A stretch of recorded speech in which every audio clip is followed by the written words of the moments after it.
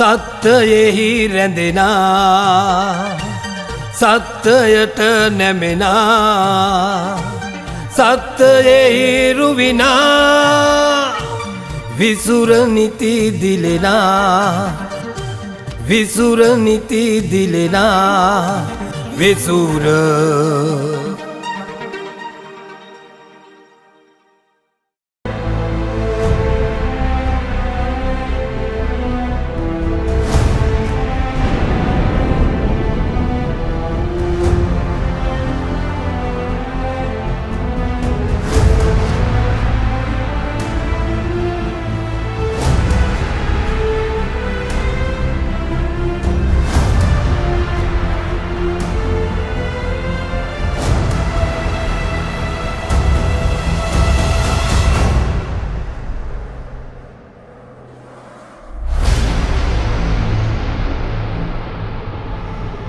දයාබර පාඨක ශ්‍රාවක හිතවතුනි ඔබ මේ රැඳී සිටින්නේ විසුර ගුවන් විදුලිය ගෙනෙන අතිරණේ වැඩසටහන සමගයි. අද අපත් සමග සංවාදයට එකතු වන්නේ මානවිකම් ක්‍රියාධරයෙක් වගේම එවිනියෙන් නොබියව පෙනී සිටින නීතිඥ ඩී.එම්.කේ දිසානායක මහතා. අපි පළමුවෙන්ම එතුමාව විසුර ගුවන් විදුලිය වෙනුවෙන් ඉතාමත් සාදරයෙන් පිළිගන්නවා. ආයුබෝවන්. මම ඔබතුමාගෙන් පළමුවෙන්ම කැමති දැනගැනීමට ඇත්තරම දැන් මේ ව්‍යවස්ථාව සම්බන්ධව ලංකාවේ ශ්‍රී ලංකාව තුළ තියෙන ව්‍යවස්ථාව සම්බන්ධ විශාල සංවාදයක් ඇති වුණ මොහොතක තමයි අපි මේ සාකච්ඡාව ආරම්භ කරන්නේ. මම දිසානායක මහත්මයාගෙන් කැමති පළමුවෙන්ම දැනගන්න ඇයි මේ ව්‍යවස්ථාව වෙනස් විය යුත්තේ කියන කාරණය පිළිබඳව යම් අදහසක්. මම හිතන්නේ දශක 4කමාරකට වැඩි කාලයක් ආසන්න කාලයක් අපි මේ වෙනකොට මේ 1978 දෙවන ජනරජ ආණ්ඩුක්‍රම ව්‍යවස්ථාව පාවිච්චි කරමින් ඉඳලා තියෙනවා. අපි දන්නවා මේ ජනරජ ආණ්ඩුක්‍රම ව්‍යවස්ථාව හඳුන්වලා දෙන්නේ විශේෂයෙන්ම 1972 අපි පළවෙනි ජනරජ ආණ්ඩුක්‍රම ව්‍යවස්ථාව හදලා අවුරුදු 6ක් විතර කෙටි කාලයක් ඇතුළත තමයි අපි 78 දෙවන ජනරජ ආණ්ඩුක්‍රම ව්‍යවස්ථාවට හමු වෙන්නේ. ඒතකොට ගෙනාපු ලොකුම ආගියුමන්ට් එක තමයි අපි මේ රටට අවශ්‍ය වෙන සංවර්ධන ක්‍රියාවලියට දායක වෙන්න පුළුවන් විදිහේ ශක්තියක් මේ 72 ව්‍යවස්ථාවේ නැහැ. ඒක නිසා ඒක වේගවත් සංවර්ධන ක්‍රියාවලිය සඳහා අරගෙන යන්න නම් හොඳ ශක්තිමත් ව්‍යවස්ථාවක් තියෙන්න ඕනේ, විධායකයට බලතල තියෙන්න ඕනේ, ඍජු තීරණ ගන්න හොඳ ප්‍රතිපත්ති හදන්න හැකියාව තියෙන්න ඕනේ වාගේ කාරණා ගෙනල්ලා තමයි අපි 78 ආණ්ඩුක්‍රම ව්‍යවස්ථාව හඳුන්වලා දෙන්නේ.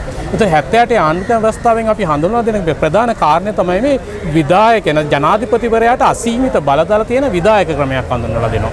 ඒතකොට අපි මේ එච්චර කාලයක් පාර්ලිමේන්තුව හරහා පාවිච්චි කරපු බලතල නැත්නම් පාර්ලිමේන්තු මන්ත්‍රීවරුන්ට තිබුණු බලතල ප්‍රතිපත්ති සම්පාදනය වගේම ක්‍රියාත්මක කිරීම සම්බන්ධයෙන් ඕනට තිබුණු බලතල වලින් විශාල ප්‍රමාණයක් අපි ජනාධිපතිවරයාට නතු කරනවා නැත්නම් විධායක ජනාධිපතිවරයාට නතු කරනවා. ඒ වගේම අපේ අනිකුත් පද්ධති අධිකරණය ව්‍යවස්ථාදායකය කියන කාරණාවල තියෙන ඒවට බලපෑම් කිරීමේ හැකියාවත් අපි මේ විධායක ජනාධිපතිවරයාට නැත්නම් මේ විධායකයට පවර්ලා දීම සිද්ධ කරන 78 ආණ්ඩුක්‍රම ව්‍යවස්ථාව තුළ.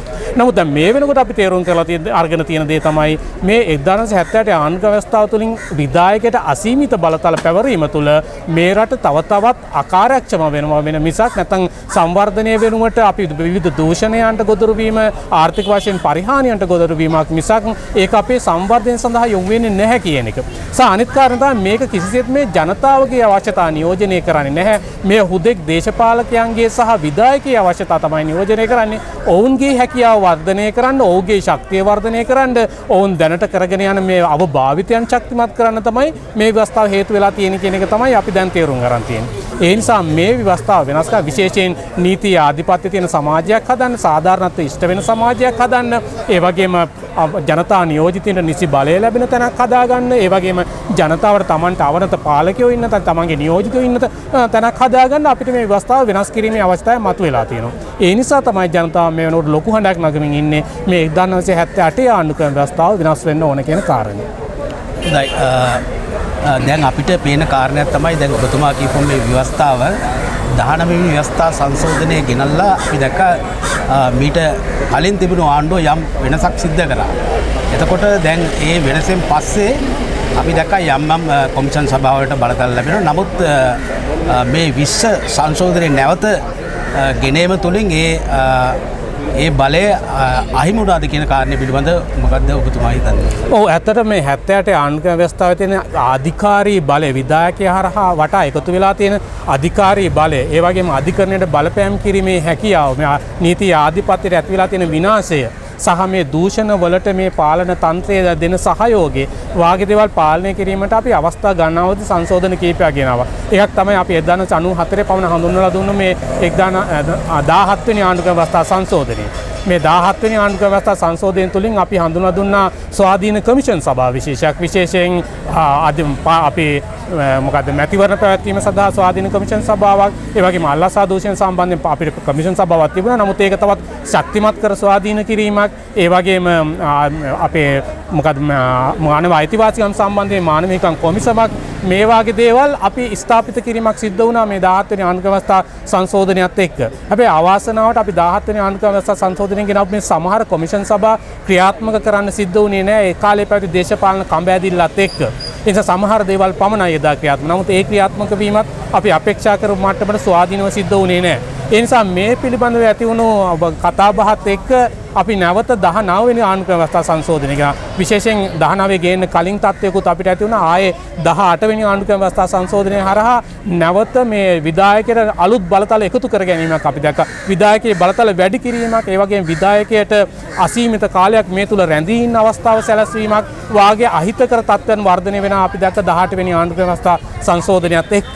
එතකොට ඒ තත්ත්වෙනුත් පාලනය කරන්න සහ මේ රටේ ඇතිවිය යුතු මේ නීතියේ ආධිපත්‍ය, ඒ වගේම මේ දූෂණයට එරෙහිව ගන්න පියවර ශක්තිය, ඒ වගේම පොලිසිය වාගේ ආයතනවල ස්වාධීනත්වය තහවුරු කරන්න අවශ්‍ය ප්‍රතිපාදන මේ වාගේ දේවල් ශක්තිමත් කිරීම සඳහා අපි නැවත 19 වෙනි ආණ්ඩුක්‍රම ව්‍යවස්ථා සංශෝධනය ගෙනාවා. ඒක 19 වෙනි ආණ්ඩුක්‍රම ව්‍යවස්ථා සංශෝධනය තුළ අපි ඉතාම ප්‍රගතිශීලී දේවල් ටිකක් ආණ්ඩුක්‍රම ව්‍යවස්ථාවට හඳුන්වලා දුන්නා. අපේ පවතින ආණ්ඩුක්‍රම ව්‍යවස්ථාව අපිට සම්පූර්ණයෙන් සුද්ධ කරන්න, ජනතා හිතවාදී කරන්න බැරි වුණත් යම් ආකාරයකට මේ ආණ්ඩුක්‍රම ව්‍යවස්ථාවෙන් ජනතාවට යම් සහනයක් ලබා දෙන්න පුළුවන් විදිහේ ව්‍යවස්ථාවක් බවට පත් කරගන්න අපි 19 වෙනි ආණ්ඩුක්‍රම ව්‍යවස්ථා සංශෝධනය හඳුන්වලා දුන්නා. එතනදී අපි මැතිවරණ කොමිෂන් සභාවේ ස්වාධීනත්වය වැඩි කරන්න අවශ්‍ය කටයුතු කරා.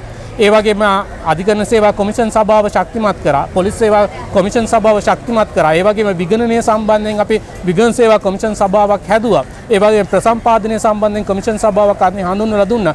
මේ වගේ මේ යහපාලනය නැත්නම් යහපත් රාජ්‍ය පාලනය කියන එක ශක්තිමත් කරන්න අවශ්‍ය දේවල් අපි රාශියක් 19 වෙනි ආණ්ඩුක්‍රම ව්‍යවස්ථා සංශෝධනය හරහා හඳුන්වා දීම සිද්ධ වුණා. නමුත් අවාසනාවට මේ 19 වෙනි ආණ්ඩුක්‍රම ව්‍යවස්ථා සංශෝධනය හඳුන්වලා දීලා බොහොම කෙටි කාලෙකින් අපේ ආණ්ඩුව මාරු වුණා. ඒතකොට නැවත අලුතෙන් පැමිණි ආණ්ඩුව නැවතත් අර ආණ්ඩුක්‍රම 19 වෙනි ආණ්ඩුක්‍රම ව්‍යවස්ථා සංශෝධනයෙන් අපි මේ ආණ්ඩුක්‍රම ව්‍යවස්ථාවට එකතු කරපු යහපත් අංග ලක්ෂණ සියල්ලම විනාශ කරලා නැවත ඒකාධිපති ජනාධිපතිවරයෙක් බිහි කරන්න නැත්නම් ඒකාධිපති විධායකයෙක් බිහි කරන්න අවශ්‍ය වෙන විදිහේ සංශෝධනයක් 20 හරහා ගෙනාවා. ඒතර 20 ගෙනාපු නිසා තමයි අද අපි මේ දුක් විඳින අපි මේ අත්විඳින සියලුම විනාශයන්ගේ මුල ආරම්භ වෙලා තියෙන. විධායකට හිතු විදිහට වැඩ කරන්න, හිතු විදිහට පුද්ගලව පත් කරන්න, හිතු විදිහට ආයතනට බලපෑම් කරන්න, නීතියේ ආධිපත්‍ය විනාශ කරන්න මේ සියල්ලම කරන්න හැකියාව වෙලා තිබින්නේ මේ 20 වෙනි සංශෝධනයත් එක්ක. ඔබට මතක ඇති පොලිස්පතිවරයා මේ ළඟදී පොලිස්පතිවරයා විසින් 2019 එළියට දාපු ලිපියක් මේ ළඟදී ජනතාව ඉදිරියට ආවා. ඒකෙදි කියුනේ මොකක්ද? 184ක් පොලිස් ස්ථාන වලින් 182කටම ස්ථානාධිපතිවරු පත් වෙලා තියෙන්නේ දේශපාලන බලපෑම් මත. නැත්නම් අවශ්‍ය සුසුකම් නැති පුද්ගලයෝ තමයි ස්ථානාධිපතිවරු හැටියට පත් වෙලා තියෙන්නේ. එවන් සමාජයක අපි කොහොමද නීති ආධිපත්‍ය රැකේ කියලා විශ්වාස කරන්නේ? ඉතින් ඒ නිසා මෙන්න මේ තත්ත්වයන් නිසා තමයි අද මේ අපි අත්විඳින සියලුම මේ විෂමාචාර තත්ත්වයන් නැත්නම් විනාශකාරී තත්ත්වයන් වලට මුහුණ දීලා තියෙනවා. ඒ වගේම මේ ආර්ථිකයේ විනාශ වීම කෙරෙහි බරපතල විදියට මේ 20 වෙනි සංශෝධනයෙන් අපි ගෙනාපු මේ වැරදි පූර්වාදර්ශ නැත්නම් වැරදි ක්‍රියාකලාපයන් වග කියන වැරදි නීති ප්‍රතිපාදයන් වග විය යුතුව තියෙනවා. ඉතින් ඒ නිසා මේ තත්ත්වය වෙනස් කරන්න අනිවාර්යෙන් අපිට නැවත සංශෝධනයක් ගෙනා යුතුයි తాවකාලික වාරි. ඒ නිසා 21 වෙනි සංශෝධනය ඊටාම වැදගත් වෙනවා මේ අවස්ථාවේ. මේ පැවතිලා තියෙන ඊටාම අයහපත් තත්ත්වය රට තුළ ආර්ථික වශයෙන්, දේශපාලන වශයෙන් සහ සමාජීය වශයෙන් ඇතිවලා තියෙන මේ අයහපත් තත්ත්වය නිවැරදි කරන්න අවශ්‍ය පදනම දාන්න පුළුවන් වෙන්නේ 21 වෙනි සංශෝධනයක් කරහා. ඉතින් ඒ නිසා මේ වෙලාවේ මේ අපි විශ්ව සංශෝධනය හරහා දුන්නු අසීමිත බලතල විධායකයට ලබා දුන්නු අසීමිත බලතල ඉවත් කරලා නැවත ඒ බලතල වලින් යම් කොටසක් අධිකරණයට දීලා ඒ වගේම මේ රටේ අපි පැවතිනු අර ස්වාධීන කමිෂන සභාවල පැවැත්ම තහවුරු කරලා පොලිස් සේවය වාගේ ඒවා නැවත ශක්තිමත් කරලා ඔවුන්ට ස්වාධීනව නැගී සිටින්න දේශපාලන බලපෑම් වලින් තොරව දේශපාලනඥයින්ගේ අතපෙවීම් වලින් තොරව ඔවුන්ට තමන්ගේ රාජකාරිය කරන්න පුළුවන් තත්ත්වය හදලා දෙන්න අපි 21 වෙනි සංශෝධනය ගෙන ආයුතුව තියෙනවා. හොඳයි මම අවසාන වශයෙන් ඔබතුමාගෙන් අහන්න කැමතියි මේ දැන් මේක ඇත්තටම දැන් මේ 21 වෙනි ව්‍යවස්ථා සංශෝධනය තුළින් මේ 19න් යෝජනා කරපු දේවල් සමහරක් නැහැ නේද? දැන් අපි උදාහරණයක් විදිහට ගත්තොත් දැන් අපිට පේන දේ තමයි පාර්ලිමේන්තුව උසුරු හැරීමේ බලය තවමත් තියෙන ජනාධිපතිතුමාට. එතකොට මේ අපි බලාපොරොත්තු වෙන දේ මේ 21 වෙනි සංශෝධනය තුළින් ඉෂ්ට කරගන්න පුළුවන් කියලා ඔබතුමා හිතනවා? ඔව් ඇත්තටම දැනට යෝජනා වෙලා තියෙන 21 වෙනි සංශෝධනය තුළ අපි අර 19 දැක්ක හොඳ ලක්ෂණ සියල්ලම නැහැ කියන එක පිළිගන්න සිද්ධ වෙනවා. දැන් මේ බලයේ ඉන්න කණ්ඩායම කිව්වට අපි 19ටත් වඩා ඉදිරියට යන විදිහේ සංශෝධනයක් තමයි 21 හරහා ගේන්නේ කියලා. ඇත්තටම දැනට ඉදිරිපත් වෙලා තියෙන සංශෝධනය දිහා බලපුවම පේන්නේ 19 තිබුණු සමහර හොඳ ලක්ෂණත් ඉවත් වෙලා තියෙනවා කියන එක. ඔබ කියනවා වාගේ පාර්ලිමේන්තුව විසුරුවන්න ජනාධිපතිවරයා කැමැත්ත මත තමයි තාම මේක සිද්ධ වෙන්නේ. ඒ ප්‍රතිපාදනය ගැන අපි සැලකිලිමත් වෙන්න ඕනේ. ඒ වගේම මම හිතන්නේ බා ඇසෝසියේෂන් එකේ කියලා තියෙනවා 19 තිබුණු ප්‍රතිපාදනය. ඒ කියන්නේ අවුරුදු 4කින් පස්සේ පාර්ලිමේන්තුව විසුරුවන්න ජනාධිපතිවරයාට බලතල ලැබෙන තත්ත්වයට යා යුතුයි කියන එක. නමුත් ඒකේ නම් මගෙත් වෙනස් මතයක් තියෙනවා. මම කියන්නේ පාර්ලිමේන්තුවේ ඉන්න මන්ත්‍රීවරුන්ට අවශ්‍යතාවය තියෙනවා නම් මේ අවස්ථාවේ පාර්ලිමේන්තුව විසුරුවන්න කියලා ඉල්ලා සිටින්න. එතකොට ඒ අවසරය දිවිය යුතුයි. ඒ වගේම රටේ ජනතාවට අවශ්‍යතාවය තියෙනවා නම් මේ පාර්ලිමේන්තුවෙන් අපේ අවශ්‍යතා ඉෂ්ට වෙන්නේ නැහැ. මේ ඇවිත් ඉන්න නියෝජිතව අපි වෙනුවෙන් නෙමෙයි වැඩ කරන්නේ. ඒ නිසා මේ පාර්ලිමේන්තුව වෙනස් කරලා අපිට අලුත් නියෝජිතව පත් කරගන්න අවස්ථාව දෙන්න කියලා ජනතාවට කියන්න අවසර තියෙන්න ඕනේ ව්‍යවස්ථාව ඇතුලේ. ඒක තමයි ජනතා ව්‍යවස්ථාවක ලක්ෂණය විය යුතු. දැන් මේ හැම ආණ්ඩුක්‍රම ව්‍යවස්ථාවම හැදෙන්නේ පාලකයාට අවශ්‍ය විදියට මිසක් ජනතාවට අවශ්‍ය විදියට මේක තමයි අපිට තියෙන අවාසනාත්මක තත්ත්වය. ඉතින් මේ තත්ත්වය මේ වෙලාවේ මේ ජනතාව නැගී හිටලා රටේ පාලනය නිවැරදි කරන්න, ආර්ථිකය නිවැරදි කරන්න, සමාජීය තත්ත්වයන් නිවැරදි කරන්න කෑ ගහන අවස්ථාවේ ගේන 21 සංශෝධනය තුලවත් ජනතාවට යම් ආකාරයක බලයක් ලැබෙන ආකාරයේ සංශෝධන තිබිය යුතුයි අනිවාර්යයෙන්. ඒ නිසා ඒවා කෙරෙහි අවධානය යොමු කළ යුතුයි. හැබැයි 21 මම හොඳ ලක්ෂණයක් දකින අර මැතිවරණ කොමිසමට නොතිබුණු යම් බලතල ටිකක් නැවත දයලා තියෙන මාධ්‍ය පාලනය වායේ කාරණා සම්බන්ධයෙන්. ඒතර ඒවා අපි අගය කළ යුතුයි. ඒ වගේම හැබැයි මේ තුල තියෙන අහිතකර ලක්ෂණ තව දුරටත් අහිතකර ලක්ෂණ නැත්නම් ජනතාව අපේක්ෂා කරපු දේවල් 21 වෙනි සංශෝධනය තුළ අතුලත් වෙලා නැත්නම් ඒ දේවල් අතුලත් කරන්න පියවර ගත යුතුව තියෙනවා. විශේෂයෙන් ඒ වගේම මේ කමිෂන් සභාවල ස්වාධීනත්වය තවත් ශක්තිමත් කරන්න පුළුවන් වෙන පියවර. ඒ වගේම අපි කියනවා මේ ද්විත්ව පුරවැසිභාවයේ තියෙන කාරණේ සම්බන්ධයෙන් ලොකු විවාදයක් ඇති වෙලා තියෙනවා. මේක 20 වෙනි සංශෝධනය තුළ තිබුණ 21 වෙනි සංශෝධනය තුළ තිබුණත් ඒක බලපෑමට ලක් වේවි. ඒක නිසා මේක සම්මත නොවේවි කියලා සැකයක් ඇති වෙලා තියෙනවා. ඒතර ඒ වගේ දේවල් අනිවාර්යයෙන් මේක තුල ගේන්න ඕනේ. මොකද ද්විත්ව පුරවැසියෙක් ඇවිල්ලා අපේ රට පාලනය කරලා ඔව් අපේ රට වෙනුවෙන් යහපතක් කරයි කියලා අපිට කවදාවත් අපේක්ෂා කරන්න බෑ. ඒ නිසා ඒ වගේ තත්ත්වයන් මොකද දැනට මේ රටේ විනාශ වෙලා තියෙන බොහෝ විනාශයන්ට වගකිව යුත්තේ ද්විත්ව පුරවැසියෝම තමයි. ඒක අපි අත්දැකීමෙන් දන්නවා. ඒ නිසා ඒ වාගේ පුද්ගලයෝ අපේ රටේ දේශපාලනයට ඇවිල්ලා නායකත්වය ගන්න එක වළක්වන්න අවශ්‍ය පසුබිම සැලසිය යුතුයි. ඒ වගේ මේ රටට ආදරය කරන මිනිස්සුන්ට මේ රටේ පාලකයෝ වෙන්න, මේ රට හදන්න, මේ රට ගොඩනගන්න අවශ්‍ය පසුබිම 21 තුල තිබිය යුතුමයි.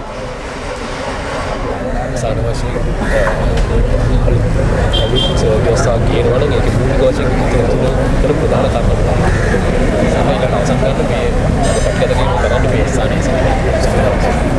දැන් හොඳයි අපි අවසාන වශයෙන් ඔබතුමාගෙන් දැනගන්න කැමති ඇත්තටම නව ව්‍යවස්ථාවක් අපි ගේනවා නම් ඒක තුල තිබිය යුතු මූලික ලක්ෂණ ඔබ සඳහන් කරා. මූලික වශයෙන්ම මේකේ සඳහන් යුතු දේ මොකද මේ එකක් තමයි දැන් එක තියෙන ගැටලුවක් තමයි දැන් මේ පාර්ලිමේන්තුව තුලින් නම් මේක අපි සම්මත කරගන්න යන්නේ. අපි දන්නවා පාර්ලිමේන්තුව තුල බලය තියෙන්නේ ඔය කියන මැතින් රාජපක්ෂ මහත්මයා අත.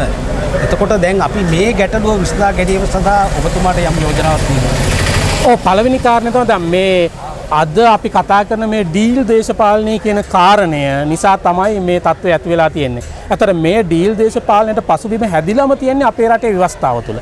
විශේෂයෙන් අපි දන්නවා අපේ රටේ පළමු තිබුණු තත්ත්වය තමයි පක්ෂය මාරු කරොත් ඒ පුද්ගලයාගේ මේ පක්ෂ සමාජිකත්වය අහිමි වෙලා එතකොට ඔහුගේ මන්ත්‍රී ධූරය ඉබේම නැති වෙනවා. හැබැයි මේකට අධිකරණය විසින් දුන්නු තීන්දුවක් නේ එක්තරා තීන්දුවක් නිසා මේ වෙනකොට පක්ෂ මාරු කරලා එක පක්ෂ වලට එකතු වෙලා තනතුරු වරප්‍රසාද ලබන පිරිස් වලට ජනතා මතයට පයින් ගහලා තමන්ගේ හුදු ලාභය වෙනුවෙන් පමණක් වැඩ කරන මිනිස්සුන්ට තවදුරටත් පාර්ලිමේන්තු තුළ රැඳී හිඳීමේ හැකියාව ලැබිලා තියෙනවා ඒ අධිකරණ තීන්දුවත් එක්ක. ඒ නිසා මේ තත්ත්වයන් වෙනස් විය යුතුයි. මේ තත්ත්වයන් ආණ්ඩුක්‍රම ව්‍යවස්ථාව තුළට ආ යුතුයි. එක ජනතාවකින් එක පක්ෂයකින් ඡන්දය අරන් තවත් පක්ෂයකට ගිහිලා තනතුරු ගන්න දේශපාලඥයෝ අපිට වැඩක් නැහැ. එවැනි ප්‍රතිපත්ති සම්පාදකයෝ අපිට වැඩක් නැහැ. ඒ වාගේ අය බිහි වෙනවා නම් ඒ අය ඉවත් කරන්න සහ ඒ වාගේ අය බිහි වෙන අය වළක්වන්න අවශ්‍ය නීති අපේ ව්‍යවස්ථාව තුළ සම්පාදනය විය යුතුව තියෙනවා. අනිත් එක තමයි මොන සංශෝධන ගෙනවත් අපේ රටේ ජනතාවට අවශ්‍ය ජනතා ව්‍යවස්ථාවක් ගොඩනැගිය යුතුයි. මේක සර්ව ආගමික සර්ව ජාතික රටක්. ඒ හැමෝගෙම අවශ්‍යතා ව්‍යවස්ථාව තුළ නියෝජනය වෙන්න ඕනේ. එක ආගමක් එක ජාතියක් ශ්‍රේෂ්ඨ වෙන්න බෑ මේ රට තුළ. ඒ හැමෝම එකම සමාන මිනිස්සු හැටියට සැලකෙන එකම සමාන පුරවැසියෝ හැටියට සැලකෙන ව්‍යවස්ථාවක් බිහි වෙන්න ඕනේ. ඉතින් ඒ නිසා ඒක සඳහා අනිවාර්යෙන් අවශ්‍ය සංශෝධන විය යුතුයි.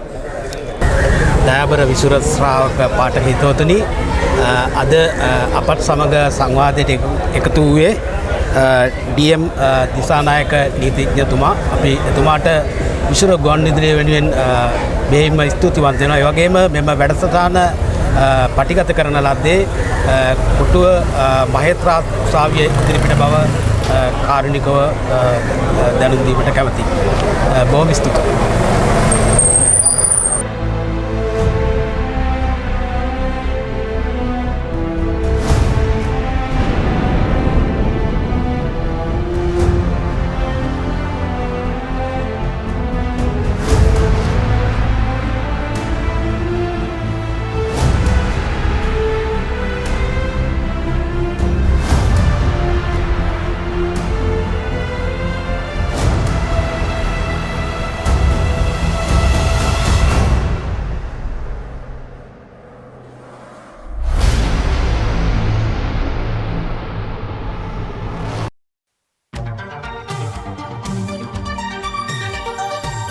සත්‍යයෙහි රැඳෙනා සත්‍යයට නැමෙනා සත්‍යයෙහි රුවිනා විසුර නිති දිලෙනා විසුර නිති දිලෙනා විසුර